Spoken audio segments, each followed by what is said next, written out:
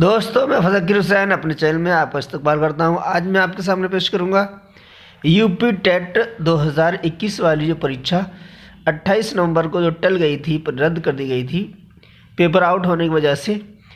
ये परीक्षा 23 जनवरी 2022 को हुई है।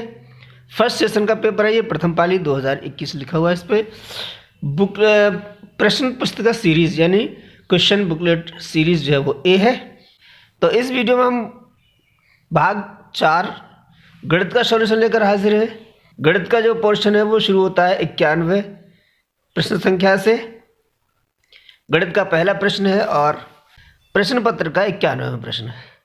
यदि अवरोही क्रम में रखे गए आंकड़ों के दोनों छोरों से प्रेक्षण हटाए जाएं तो केंद्रीय प्रवृत्ति के कौन से मापक प्रभावित होंगे। तो यहाँ कोई से भी आंकड़े हो सकते हैं। तो हम ये आंकड़े अगर ले लें तो इसमें माध्यक जो होता है बीच की संख्या कहलाती है। तो इसमें बीच की संख्या क्या होगी, 1 2 3 4 5 6 7 है। ये 3 इधर से छोड़ते हैं, 3 इधर से छोड़ते हैं, तो ये हमारा माध्यिका आ जाएगा 21। तो अब अगर इधर से ही प्रेक्षण हटाएं, इधर से प्रेक्षण हटाएं तो फिर भी हमारा माध्यक क्या रहेगा, 21 ही रहेगा। इधर से ये हटा दो, इधर से हटा लो, तब भी माध्यक 21 रहेगा। यानी माध्यक में कोई डिफरेंस यानी प्रभावित नहीं होगा।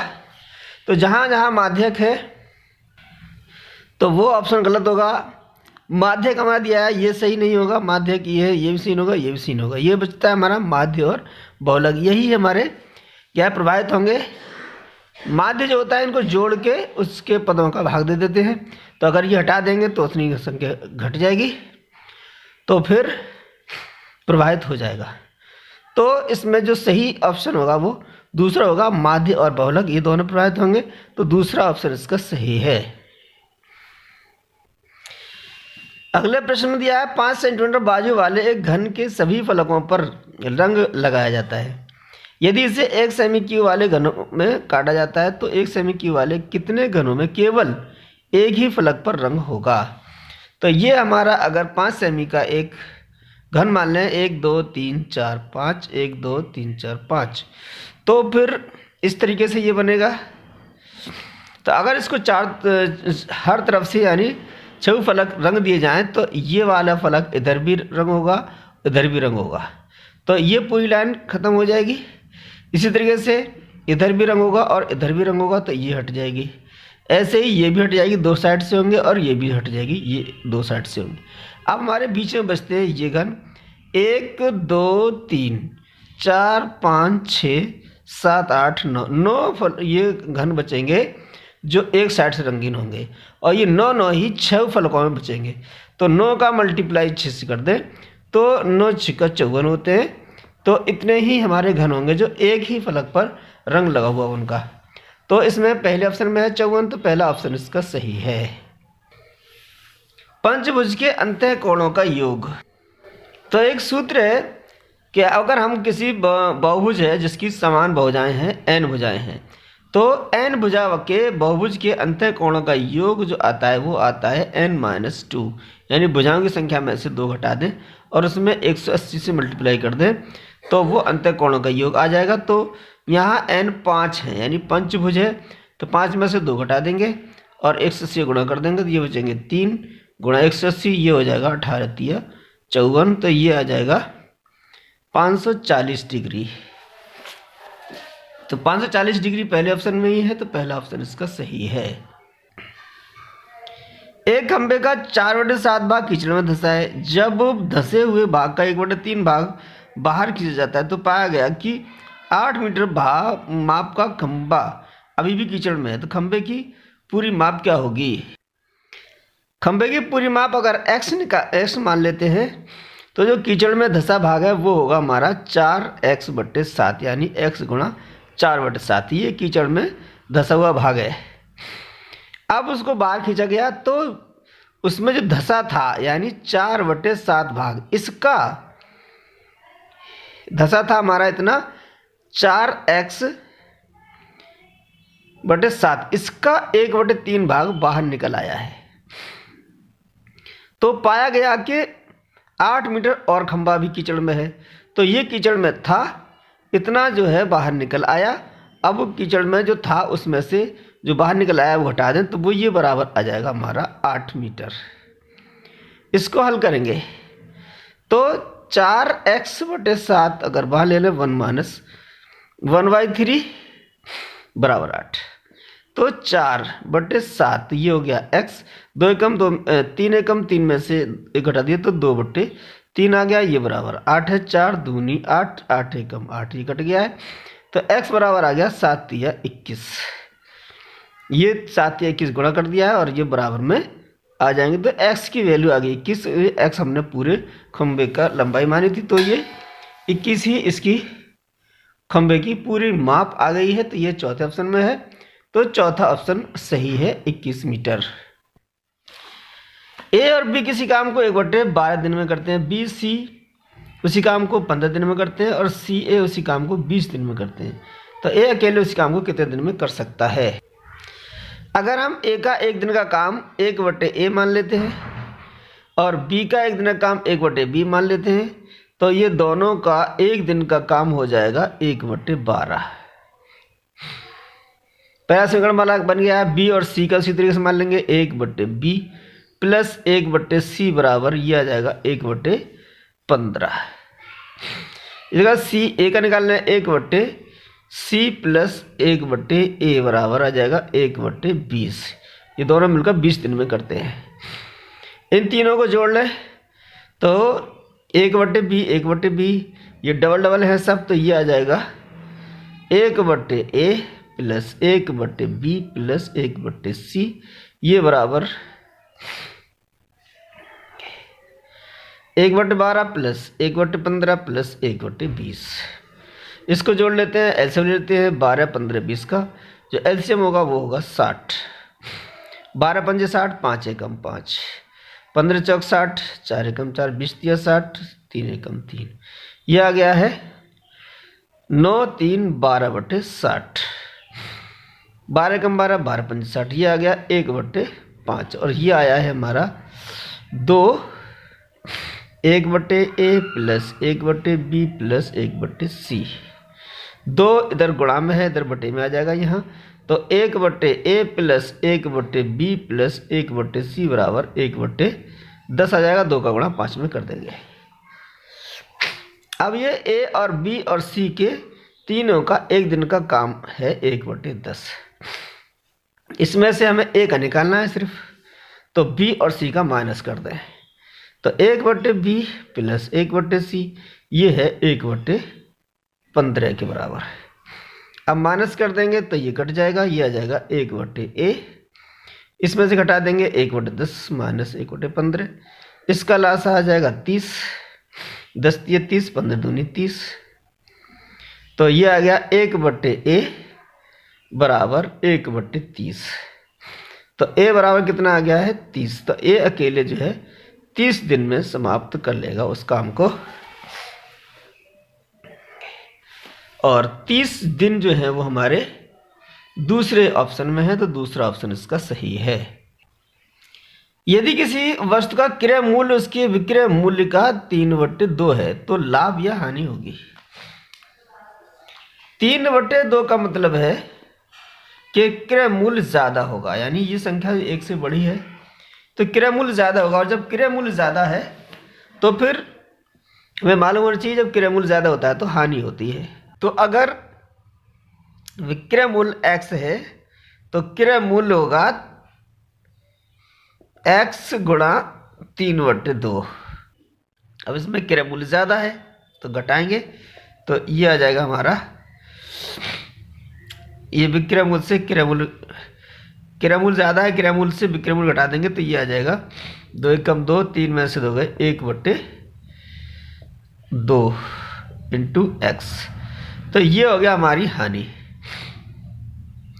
अब हानि तो हो ही गई, अब इस हानि का परसेंट निकालना है, तो हानि कितनी है x/2 गुणा 100। क्रय मूल्य है हमारा ये 3x/2, तो x/2 कट गया है, 3 का भाग देंगे 100 में, 100/3% आ गया है, तो 3 त्रिकोणों 3 त्रिकोणों 1/3, ये हो गया 33 सही 1/3%। तो इसमें जो ऑप्शन है हानि हुई है 33 सही 1/3, तो तीसरा ऑप्शन इसका सही है। अगला प्रश्न है 12 10 12 यानी 1,21,012 को 12 से भाग देने पर शेषफल कितना होगा। तो इसको हम भाग दे देते हैं 12 से। ये है हमारा 12 10 12, एक बार जाएगा 12 कम 12, कुछ नहीं बचा, एक का उतार लिया, इसमें भाग नहीं जाएगा, भाग टूटे की बिंदी, फिर 0 उतार लेंगे, इसमें भाग नहीं जाएगा, भाग टूटे बिंदी, फिर एक उतारेंगे, 12 8 96, 96 हमारे हो गए। ये घटा देंगे तो 5 बचेंगे, 2 का उतार लें, 12 चौक 48, तो ये जो बचेगा शेषफल वो 4 आ गया है। तो 4 पहले ऑप्शन में है, तो पहला ही ऑप्शन इसका सही है।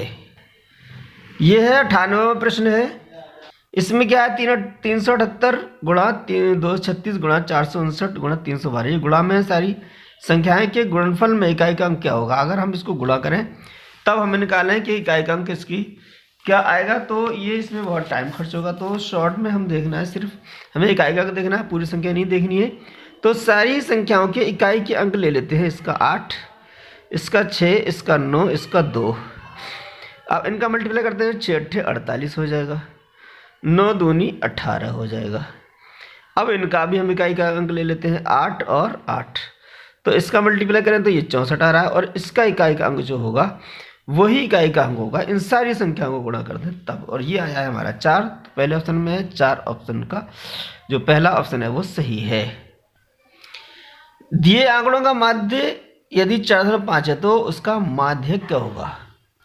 तो ये हमारा फॉर्मूला है, माध्य बराबर होता है पदों का योग बटे पदों की संख्या। माध्य है हमारा 4.5, पदों का योग कर लेते हैं, 5 7 12 7 19, 19 में 8 जोड़े 27, 27 में प्लस x कर देंगे, और 27 x में प्लस में जो है फिर 5 और जोड़ेंगे, 32 हो जाएगा, 36 7 38 39, 40 और 2 42, ये हो गया 42 प्लस x। पदों की संख्या कितनी है, 1 2 3 4 5 6 7 8 9 10, बटे में 10 आ गए। अब इसको सॉल्व करना है, x की वैल्यू इसमें आ जाएगी, तो ये हो गया 4.5 है, इसे 9/2 लिख सकते हैं। ये हो गया 42 प्लस x बटे 10, 2 से हमें डिवाइड कर सकते हैं, 2 पंजे 10, 5 का मल्टीप्लाई इसमें हो जाएगा 45, और 45 में 42 को बदल दिया घटा देंगे, तो ये x आ जाएगा 3 के बराबर। अब ये जो हमारे आंकड़े दिए गए हैं वो है,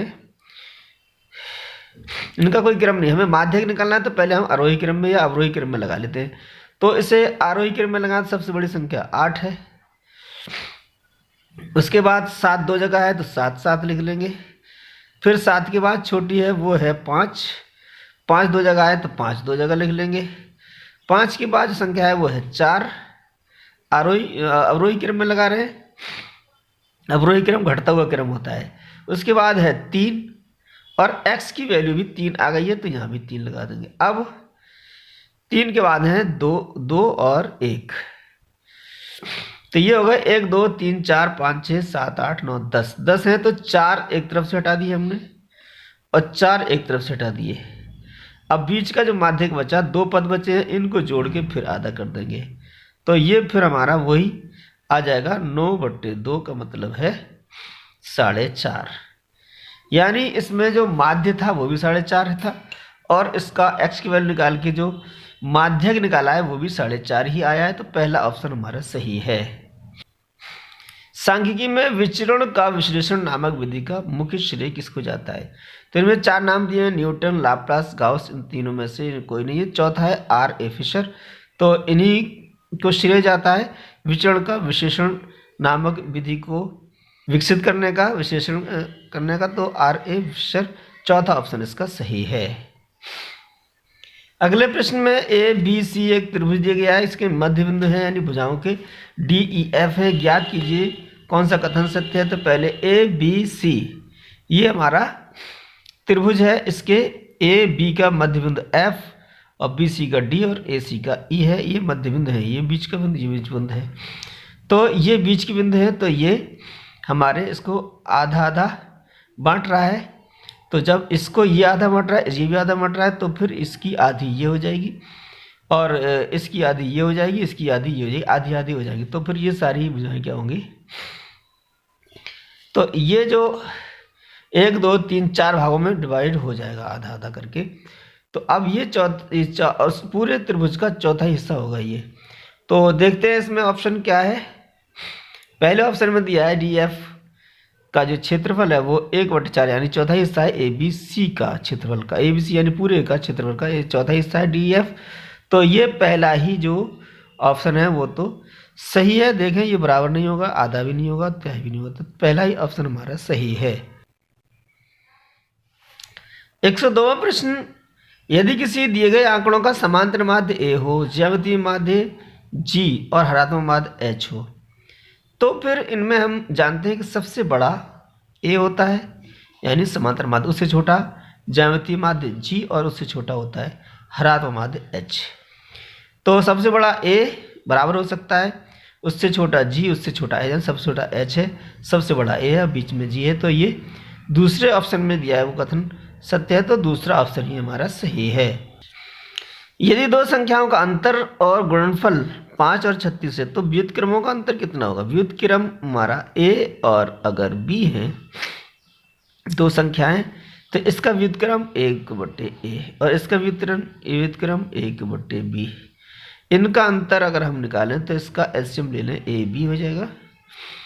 तो ये हो जाएगा b माइनस ए। b माइनस ए का मतलब दोनों संख्याओं का अंतर, और ए बी यानी दोनों संख्याओं का गुणा। अंतर कितना है 5 है और गुणा कितना है 36 है। तो ये आ गया हमारे व्युत्क्रमों का अंतर और ये आया है 5/36। तो 5/36 है हमारे चौथे ऑप्शन में, तो चौथा ऑप्शन ही इसका सही है। 20वीं सदी के स्वशिक्षित भारतीय गणितीय प्रतिभावान कौन थे। तो 20वीं सदी में जो भारतीय गणितीय प्रतिभावान थे वो थे श्रीनिवास रामानुजन। तो इसका जो दूसरा ऑप्शन है वो सही है। किसी कमरे की चारों दीवारों का क्षेत्रफल 660 मीटर स्क्वायर है, लंबाई चौड़ाई की दुगनी है। यदि कमरे की ऊंचाई 11 मीटर है तो छत का क्षेत्रफल कितना होगा। तो घनाभ के संपूर्ण क्षेत्रफल, तो घनाभ है वो कमरा जो है घनाभ के आकार का होगा, तो उसका संपूर्ण क्षेत्रफल जो होता है वो यानी छत और फर्श 2 हो गया, तो ये डबल डबल हो जाएगा, दोनों साइडों की जो दीवार होंगी वो भी बराबर होंगे। तो ये होगा एल बी, जहाँ एल लंबाई बी चौड़ाई है, बी एच जहाँ बी चौड़ाई एच ऊंचाई है, और एच एल ये हमारा होता है फॉर्मूला। चारों दीवारों का क्षेत्रफल यहाँ पर दिया गया है, तो ये है चारों दीवारों का क्षेत्रफल। यहाँ लंबाई चौड़ाई जो फर्श की, नीचे की और ऊपर छत की, ये हमारा माइनस हो जाएगा। चारों दीवारों का क्षेत्रफल हो जाएगा गुणा 2 का गुणा में ये दोनों, तो ये हो जाएगा 2 B H plus H L, ये बराबर 660 दिया गया है। एक शर्त और दी है, लंबाई चौड़ाई की दुगनी है। यहाँ लंबाई हमारी एल होगी तो 2, बी चौड़ाई दी नहीं है, एच ऊंचाई दी गई है 11 प्लस एच 11, और लंबाई दुगनी है तो 2b के बराबर है यानी चौड़ाई की दुगनी है। 2 से डिवाइड कर दें तो ये आ जाएगा 330, ये हो जाएगा 11 11 दूनी 22 और ये 33, 22 और 11 33 b हो गया। अब b बराबर आ जाएगा 330/33, 33 एकम 33, 10 बार भाग चलेगा, b की वैल्यू आ गई 10, यानी चौड़ाई 10 है तो लंबाई दुगनी है इससे तो 20 हो जाएगी। अब छत का क्षेत्रफल निकालना है, तो छत क्या होगी लंबाई गुणा चौड़ाई। छत का क्षेत्रफल लंबाई गुणा चौड़ाई L × B, ये हो गया लंबाई 20 चौड़ाई 10, तो 20 × 200, तो 200 मीटर स्क्वायर इसका छत का क्षेत्रफल आ गया है। ये है 200 मीटर स्क्वायर चौथा ऑप्शन में, चौथा ऑप्शन इसका सही है। 14/33 42/55 और 21/22 का महत्तम समावर्त निकालना है। तो मासा निकालने के लिए हम क्या करते हैं, ऐसी संख्या जो इन सबको डिवाइड कर दे। तो 14/33 42/55 और 21/22। तो यहाँ ऊपर हम निकालेंगे ऊपरी संख्याओं का मासा और नीचे संख्याओं का लासा। तो ऊपरी संख्या का मासा निकालने 14, 42 और 21। 14 दूनी 14 42, ये 14 से ये तो कटा, लेकिन ये नहीं कट रहा, तो ये 14 नहीं होगा इसका, इससे और 2 कम कर दें। 7 दूनी 14, 7 6 42, 7 3 21। तो इसका जो मासा आया है वो 7 आ गया है ऊपर की संख्याओं का। नीचे की संख्याओं का क्या करना है, हमें लासा निकालना है। तो लासा निकालने के लिए 11 से भाग चला गया, 11 3 33, 11 5 55 और 11 दूनी 22। ये हमारे अभाज्य गुणनफल आ गए हैं। तो लासा हमारा हो जाएगा 5 दूनी 10, 11 3 33 गुणा 10 330। तो ये 7/330 ये हो गया हमारा इन संख्याओं का मासा। अगर हम इसमें भाग दें तो ये पूरा भाग चला जाएगा, और इसमें दें तब भी, इसमें दें तब भी। तो ये 7/330 इसका मासा आ गया है तीनों भिन्न संख्याओं का। तो चौथा ऑप्शन इसका सही है। 7 + 2√10 का वर्गमूल ज्ञात कीजिए। तो वर्गमूल निकालने के लिए अगर हमें a² + b² + 2ab मिल जाए तो हमारी ये दो संख्याएं a + b का वर्ग हो जाएगा, और वर्ग हटा देंगे तो ये a + b ही क्या होगा, इसका वर्गमूल होगा। तो a b यहाँ पर गुणा में 2 तो आ ही गई है। अब ये 10 है तो इनको 2 भागों में बांटें, तो ये हो जाएगा 2√2 गुणा 5। अब ये a हो गया, ये b हो गया। यहाँ a² चाहिए तो 7 है ये, और 2 और 5 7 होते हैं, तो √2 का स्क्वायर से लिख सकते हैं प्लस √5 का स्क्वायर से लिख सकते हैं। तो ये 2 हो गया, ये 5 होगा, ये 7 हो जाएगा। तो ये हो गया a² b² 2ab। तो यही हमारा आ जाएगा √2 + √5 का होल स्क्वायर। और जब स्क्वायर हटा देंगे तो ये हमारा आ जाएगा इसका वर्गमूल। तो वर्गमूल जो आया है वो आया है √2 + √5। तो इसमें √2 + √5 दूसरे ऑप्शन में है, तो दूसरा ऑप्शन इसका सही है। एक वर्ग और एक समबाहु त्रिभुज की एक भुजा उभयनिष्ठ है। यदि त्रिभुज की एक भुजा 4/3 सेमी लंबी है तो इस आकृति का परिमाप क्या होगा। तो आकृति देख लेते हैं। ये हमारा अगर वर्ग है और ये हमारा समबाहु त्रिभुज है तो इसकी उभयनिष्ठ भुजा है। तो इस आकृति का परिमाप, ये भुजा ये परिमाप हो जाएगा हमारा। तो 1 2 3 4 5 ये वर्ग है, ये 4 भुजा बराबर है, तो ये भुजा बराबर होगी इस चारों के, और ये जो है समबाहु त्रिभुज है तो इसके ये सब चारों बराबर हैं। तो एक भुजा है 4/3, तो फिर ये हमारी हो गई 1 2 3 4 5। तो ये आ गई हमारी सबका परिमाप। तो 4/3 गुणा 5, 5 भुजाएं हैं, 5 गुणा कर देंगे, 5 चौक 20/3, 3 चौक 18, 2 बचेंगे, 2/3, 6 सही 2/3। तो 6 सही 2/3 इसमें कौन से ऑप्शन में देखें, चौथे ऑप्शन में है 6 सही 2/3 सेंटीमीटर। तो चौथा ऑप्शन इसका सही है। निम्न में से कौन सी संख्या 99 से विभाजित होती है। तो अब जो सीधा सीधा हमारा जो तरीका वो यही 99 से सबको भाग दें। अब जिसमें शेषफल ना बचे वही पूरी विभाजित है, तो इसमें बहुत टाइम लगेगा। तो इसमें देख लेते हैं 99 जो है वो इसके गुणनखंड अगर हम कर रहे हैं तो इसके गुणनखंड होंगे 11 गुणा 9। तो इनमें से जो संख्या 11 और 9 से दोनों से विभाजित हो रही हो वही संख्या इन 99 से पूरी विभाजित होगी। इसका नियम हम 9 का नियम जानते हैं। अंकों को जोड़ दें और वो अंकों का योग 9 से अगर कट जाता है तो वो संख्या 9 से विभाजित हो जाएगी। तो इन अंकों को जोड़ते हैं, 3 और 5 8, 7 15, 2 17, 4 21 और 6 27। तो ये 9 से कट जाएगी। अब दूसरा देखें, 9 और 1 10, 13, 7 17 और 8 25 होते हैं, ये नहीं कटेगी, ये हट गई। 1 3 4 5 9, 9 7 16, 2 18, 9 27, ये भी कट जाएगी 9 से।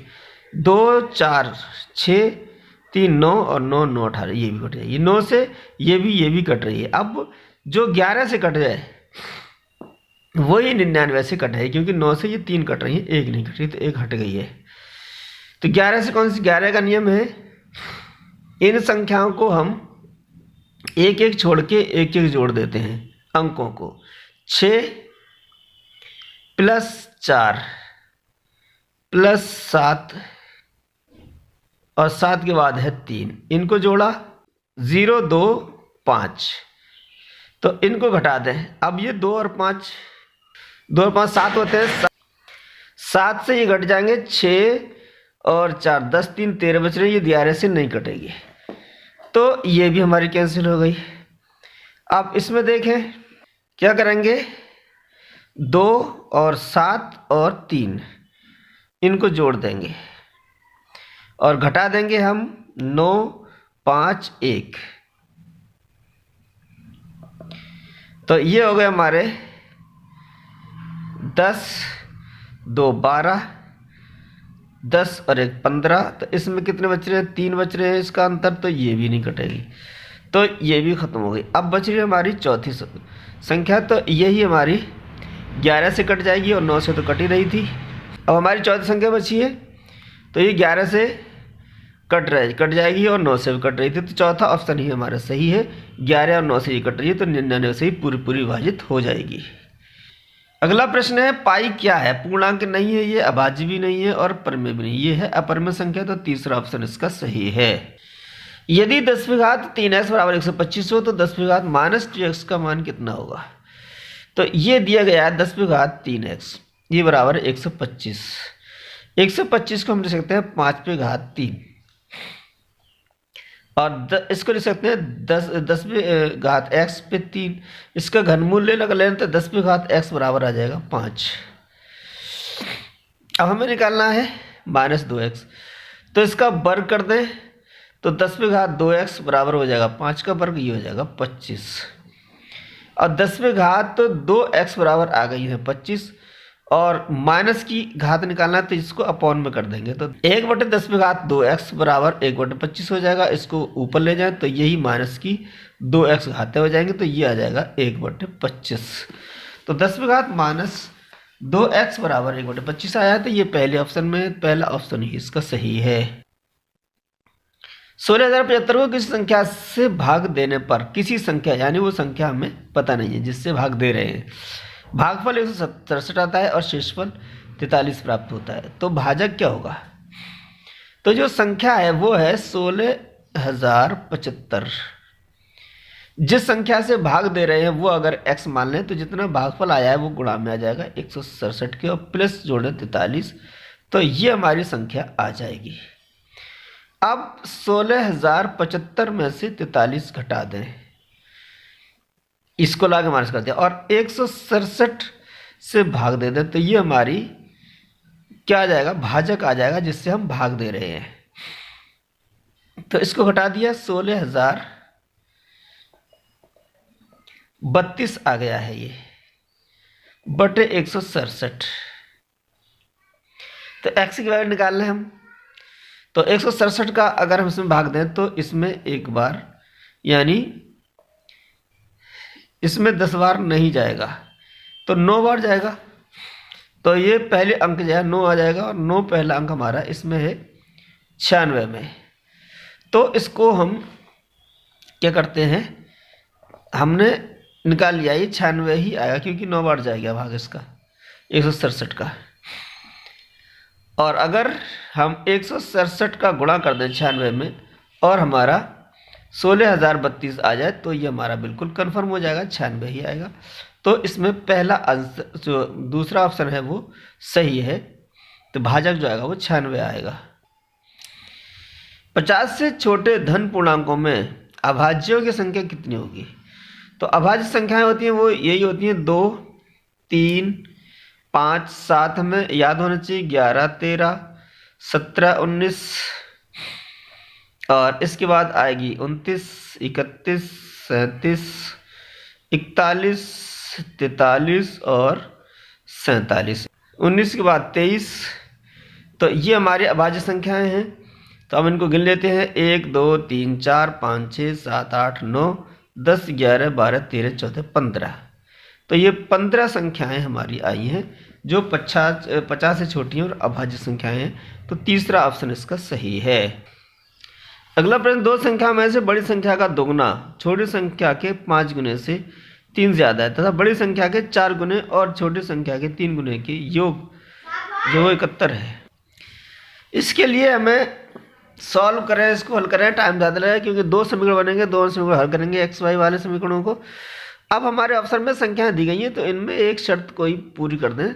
बड़ी संख्या का 4 गुना, इसमें बड़ी संख्या 4 गुना 17 चौक 68, तो ये 68 है और छोटी संख्या के 3 गुने का योग 71 है। तो 17 चौक 68 और इसका 3 गुना 71, ये भी हो सकता है। तो ये हमारा लग रहा है ये सही हो सकता है। दूसरा देखते हैं, 14 चौक 56 4 गुना और 5 या 15 15 और 56 71, ये भी हो सकता है। अब 11 चौक 44 और 9 या 27 27 और 44, ये भी 71 हो रहा है। तो ये भी हो सकता है। इसमें देखें इसका 4 गुना बहुत ज़्यादा हो जाएगा तो ये नहीं हो सकता, इन तीन में से ही एक होगा। अब इसमें दूसरी शर्त देखते हैं, दो संख्या बड़ी संख्या का दोगुना, बड़ी संख्या हमारे 17 17 दूनी 34 हो जाएगा और छोटी संख्या 5 गुना, तो 5 गुना 5 ही रहेगा। तो 3 ज़्यादा है, ये कट गई, ये नहीं होगी। बड़ी संख्या हमारी 11 है, 11 का दोगुना 11 दूनी 22 और 9 पंजे 45, 22 45 बहुत फ़र्क है, ये भी नहीं होगा। अब यही हमारा आंसर होगा 14 और 5। अगर इसको देखें तो हम देख रहे थे कि 14 चौक 56 और 5 तिया 15, 56 15 71 हो रहा है, दोनों शर्तें पूरी हो रही हैं। तो ये हमारा जो ऑप्शन होगा दूसरा ही सही होगा, 14 और 5 ये दोनों संख्याएं हमारी आ गई हैं। एक वर्ग का क्षेत्रफल जिसकी भुजा 8 सेंटीमीटर है, तो वर्ग का क्षेत्रफल कितना आ जाएगा? 8 सेंटीमीटर भुजा है तो 8 का 8 में गुणा कर दें, ये वर्ग का क्षेत्रफल आ गया है। उस आयत के क्षेत्रफल के बराबर जिसकी लंबाई गुणा चौड़ाई, क्षेत्रफल के बराबर है आयत का क्षेत्रफल होता है लंबाई गुणा चौड़ाई, चौड़ाई हमारी x मान लेते हैं। तो ये आ जाएगा x बराबर 8 8 64 हो गया, 16 बटे में आ जाएंगे इसके, तो 16 चौक 64। तो x की वैल्यू कितनी आ गई है? 4। तो ये जो 4 है वो चौड़ाई है, तो चौड़ाई 4 सेंटीमीटर आ गई है। तो चौथा ऑप्शन इसका सही है। ये दिया गया है एक a/3 बराबर है b/4 और ये बराबर है c/7। ये तीनों अनुपात बराबर है तो ये अनुपात हम मान लेते हैं के, तो a बराबर 3k हो जाएगा, b बराबर 4k हो जाएगा और c बराबर 7k हो जाएगा। हमें निकालना है a + b + c/c। तो a + b, a कितना है हमारा 3k, b कितना है 4k और c कितना है 7k। अपॉन c और c की वैल्यू है 7k, तो ये हो जाएगा 3 4 7 7 14 k/7k, k से k कट गया, 7 दूनी 14। तो ये आ जाएगा हमारा 2। तो 2 है दूसरे ऑप्शन में, दूसरा ऑप्शन ही हमारा सही है। ये प्रश्न है, यदि 5 जनवरी 1991 को शनिवार था तो 3 मार्च 1992 को सप्ताह कौन सा दिन होगा? तो 5 जनवरी 1992 को इतवार होगा क्योंकि लीप ईयर नहीं है, 91 नहीं थी। अब 92 में यहाँ से जनवरी के बचे हमारे 31 का दिन, 31 दिन होते हैं 26 में, तो जनवरी में तो 26 दिन बच रहे हैं और फरवरी होगी 29 की और 3 मार्च को पूछ रहा है, 3 और जोड़ दें तो ये आ जाएगा 12 6 18 और ये 56 58 आ गए, 7 का भाग दे दें, 7 8 56, 2 दिन बचते हैं तो 2 दिन हो गए इतवार, मुझे याद है इतवार सोमवार मंगल, तो 3 मार्च का क्या होगा? मंगल होगा। तो मंगल पहले ऑप्शन में है तो पहला ऑप्शन ही इसका सही है। इस प्रश्न में 1/3 पे -3 की घात है तो ये माइनस खत्म हो जाएगा, 3 ऊपर आ जाएगा, 3 पे 3 की घात होगी, -4 पे 2 की घात होगी और भागित में है 4 पे 3 की घात है तो माइनस की है तो बटे में है, ऊपर पहुंच जाएगी 3 की प्लस हो जाएगी। अब इसको 3 पे 3 घात है 27, 4 चौक 16, 4 चौक 16 चौक 64, यहाँ से बचेंगे हमारे 4 7 11 भागित 64। तो ये भागित में बटे में आ जाएंगे, 11/64 हो जाएगा। ये हो गया आंसर हमारा 11/64। ये है चौथे ऑप्शन में है, तो चौथा ऑप्शन ही इसका सही है। त्रिभुज तभी संभव होगा जब बड़ी भुजा शेष दो भुजाओं का योग अगर ज़्यादा होगा, तभी ये संभव होगा। तो बड़ी भुजा हमारी ये है, इनको जोड़ेंगे तो ये 9 10 हो जाएगा और ये हो जाएगा बड़ा है। तो पहला ही ऑप्शन इसका सही है। इस प्रश्न में इसको आरोही क्रम में लगाना है, तो ये आरोही क्रम में लगे हुए हैं। इनको लगाने के लिए इनकी करनी घात बराबर करेंगे, उसके बाद इसको देखेंगे तो ये हमारा आ रहा है √3 बड़ा है, इससे छोटा ही, इससे छोटा ही, ये आरोही क्रम में है, सबसे बड़ा हमारा ये होगा। तो चौथा ऑप्शन इसका सही है। तो अगर हमारे चैनल पे आप नए हैं तो हमारे चैनल को सब्सक्राइब करें। सारे जहां से अच्छा हिंदोस्तां हमारा, हम बुलबुल हैं इसकी गुलसिता हमारा।